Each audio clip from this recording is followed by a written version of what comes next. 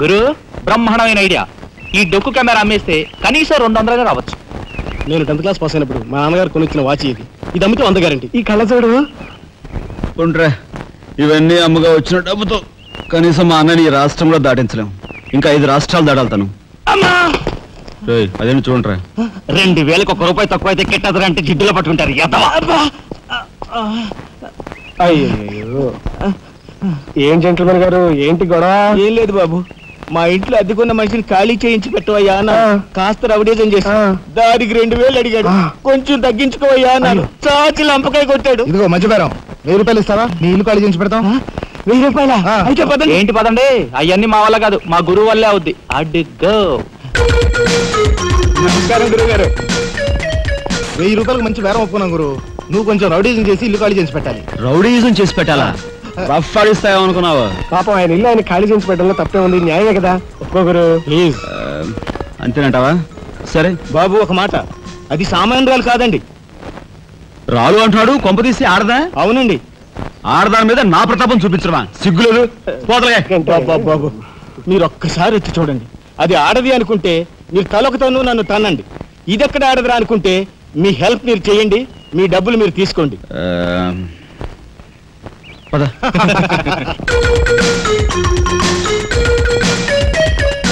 ఇదేనండి ఇల్లు. చెప్పానుగా, వెళ్ళు. తప్పదంటారా? మరేం భయం లేదు, వెళ్ళు. రండి.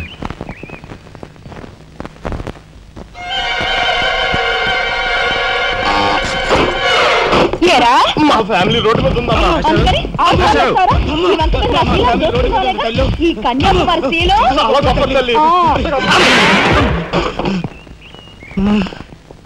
అయ్యా అమ్మా, వద్దు వద్దు అన్నాను, వెళ్ళు వెళ్ళు అన్నారు. తీరా లోపలికి వెళ్ళి చూస్తే అది మాత్రం ఆడదు కాదండి బాబు. దీని సంగతి నేను చూస్తా.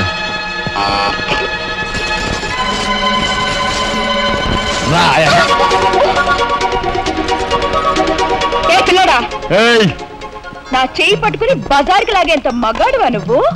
ఎంత ధైర్యం నిన్ను! చేయి చూసేదంత రఫ్ ఉందా? నాతో పెట్టుకోకు, రఫ్ ఆడించేస్తా. నువ్వు నాతో పెట్టుకోకు, నీ పని చెప్తాను. సూరమ్మత, అప్పాయమ్మ, వెంకాయమ్మ, సీతమ్మత. పొడుస్తా. పీకు, నీ బోర్డు పీకు. ఈ కత్తి ముయ్. పొడుస్తా. బోర్డు పీకో. కత్తి ముయ్. బోర్డు పీకో. రాయ్, మీరు లోపలికి రండి రా. దీని తాలూకా ఏది దొరుకుతా తీసి బయటపడండి. హలో మేడం, ఒక్క ఫోటో. Just wait. గొంతు పొడుస్తా. పోదలే పీకో.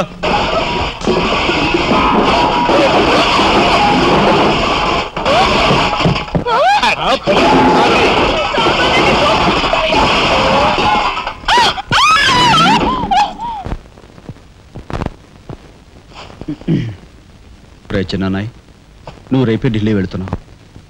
వారం తర్వాత ఆ 25,000 నీకు అన్నయ్య పంపిస్తాడు. ఇదిగో నీ ప్రయాణపు ఖర్చులు 500. ఏంటి అన్నయ్య ఏమన్నాడా? అన్నయ్య ఆజ్ఞ అనుకో, నా రిక్వెస్ట్ అనుకో. ఇస్తున్నాను, తీసుకో. ఈ డబ్బు నీకెక్కడిది? యక్ష ప్రశ్న వెయ్యొద్దు. ఇస్తున్నా, తీసుకో.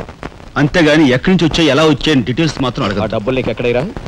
చెప్పానా, యక్ష ప్రశ్న అడుగుతున్నది నేను. ఎక్కడదా ఈ డబ్బు నీకు? అన్నయ్య చిక్కు చిక్కు. అదే ఈ డబ్బు ఎక్కడదా నీకన్నా అడుగుతున్నాను, చెప్పరా. అలా దబాయిస్తా ఉంటానే.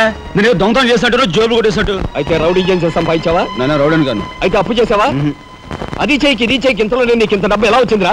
ఏమిట్రా పెద్దోడా దబాయింపు? వాడు ఏం చెప్తే అది నిజం. వాడు ఎవరనుకుంటున్నావు? సాక్షాత్తు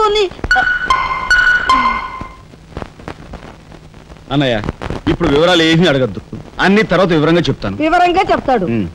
వదినా, తప్పు. వదినా, వదినా. ఏం బాబు? ఇదిగో వదినా, అన్నయ్య కోరిక ప్రకారం నీకు పట్టు చీర, బంగారు నగలు. బంగారు నగలు? బంగారు నగలంటే బంగారు లాంటి గిల్ట్ నగలు. అయితే రాత్రి మేము మాట్లాడుకున్న మాటలు. అన్నయ్య, ఇప్పుడు వివరాలు అడగద్దు, అన్ని తర్వాత వివరంగా చెప్తాను అన్నానా? ఇప్పుడు వివరాలు ఏం అడగద్దు, తర్వాత అన్ని వివరంగా చెప్తాను అన్నాడా? ఆ వివరాలు నేను చెప్తాను.